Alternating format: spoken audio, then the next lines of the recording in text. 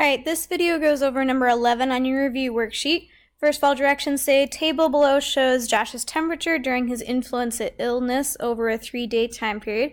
Calculate the rate of change, which is like slope. So change in temperature over change in time for each 12-hour time period. Which 12-hour time period has the greatest average rate of change? So let's go one at a time. So from Monday, 8 a.m. to 8 p.m., it goes from 99.2 to 99.8, which is plus 0.6 degrees.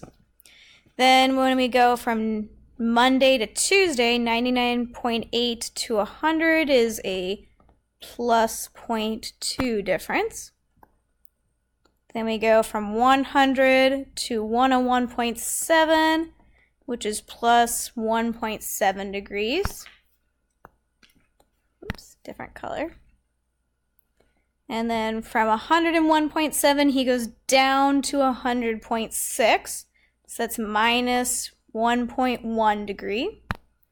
And then our last section, he again starts to decrease. 100.6 goes down to 98.6 this time. So that's minus 2.0 degrees. So remember, we're looking for the greatest difference. So going between all those, the one that has the biggest change is the last one.